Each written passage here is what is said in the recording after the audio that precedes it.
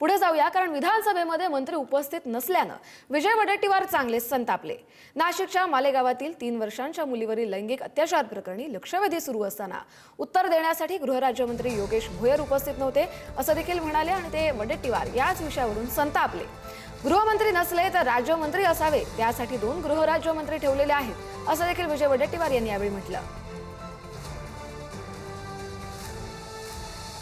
अध्यक्ष महोदय, एका खात्याचे एक मंत्री असताना त्याला राज्यमंत्री सुद्धा दिलेला आहे प्रत्येक खात्याला। हे सभागृहामध्ये जर कॅबिनेट मंत्री वरच्या हाऊसमध्ये असले तर खालच्या हाऊसमध्ये राज्यमंत्री असावेत, राज्यमंत्री असले तर कॅबिनेट खाली असावेत आणि सभागृहाचं कामकाज विना अडथळ्याने दूर व्हावा। आम्ही या प्रश्नासाठी तयारी करून आलो आणि इथे मंत्री नसताना ऍडजॉर्न करा 10 मिनिट, येऊ द्या मंत्री। पुढचं काम अरे लक्षवेधी 15 लक्षवेधी होतात आणि महत्वाच्या विषयाला नाही मिळत ना अध्यक्ष महोदय। ठीक आहे, हे बरोबर नाही। मला गृहमंत्र्याचं उत्तर पाहिजे, खात्याचं उत्तर पाहिजे। अध्यक्ष महाराज, आम्ही काय 7वी नापास नाही अध्यक्ष महाराज।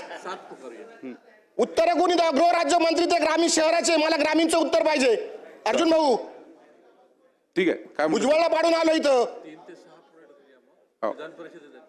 चला, अत्याचाराचा गंभीर विषय कोणते माहिती दिली पाहिजे। बावनकुळे साहेब देतील, संवेदनशील नेते आमचे ते, हे काय नवीन पद्धत विकसित केली आहे।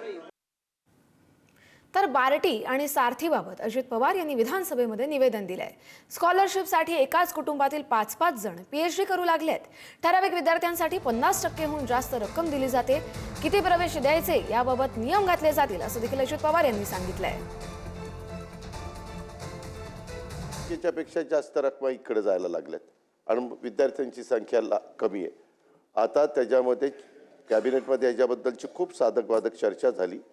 शेवटी कॅबिनेटने हा निर्णय घेतला की एक कमिटी नेमायची चीफ सेक्रेटरीच्या अध्यक्षतेखाली आणि साधारण बार्टीचे किती विद्यार्थ्यांना मेरिटच्या दरवर्षी याच्याकरता ॲडमिशन द्यायची, सारथीच्या किती विद्यार्थ्यांना द्यायची, त्याला आम्ही लिमिट घालणार आहे। मागं झालं ही गोष्ट खरी आहे, त्यावेळेस निवडणुकीचा काळ होता। निवडणुकीच्या काळात ते विद्यार्थी उपोषणाला बसायचे, नको नको नाराज नका करू, द्या द्या द्या द्या द्या द्या द्या द्या, अशा पद्धतीने हे सगळं झालेलं आहे। तर आता जे मागं झालेलं आहे ते झालेलं आहे, ते आता उकरून काढण्यात काही अर्थ नाही। त्याच्याबद्दल आत्ताच्याही पुरवणी मागण्या काल विनियोजन बिल जे मंजूर करण्यात आलं त्याच्यात पण काही तरतूद करण्यात आलेली आहे आणि त्याच्यातनं काही निधी निश्चितपणे ह्या सगळ्या संस्थांच्या करता देता येईल। आत्ता जो विषय तुम्ही उपस्थित केलेला आहे त्याच्याही बद्दल मी एकदा शिरसाट साहेबांना सगळ्यांना घेऊन बसतो, साधारण किती लवकरात लवकर हे पैसे सगळे रिलीज करता येतील। आता 31 मार्चपर्यंत काही करतो।